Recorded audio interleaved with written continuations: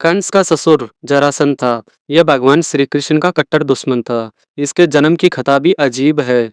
जरासंध के माता पिता जब संतानहीन थे, तब उनके पिता राजा बृहद्रथ को एक साधु ने मंत्र पढ़कर एक आम दिया और कहा, राजन, ये आम अपनी पत्नी को खिला देना और वह गर्भवती हो जाएगी।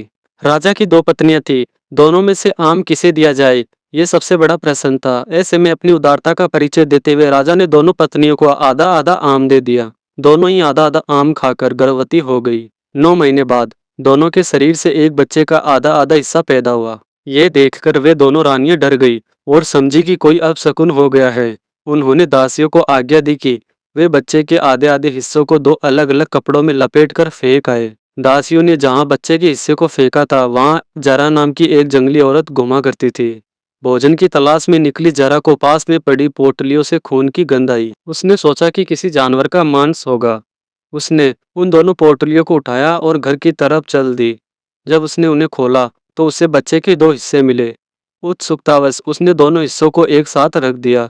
जैसे ही दोनों हिस्से एक दूसरे के संपर्क में आए, बच्चे में जान आ गई और बच्चा रोना शुरू कर दिया। जीवित बच्चे को देखकर उसके आश्चर्य का ठिकाना नहीं रहा। जब उसने इस बच्चे के बारे में पूछताछ की तो पता चला कि महल से फेंके गए हैं। वह बच्चे को लेकर राजा के पास गई और बोली, ये आपका बच्चा है।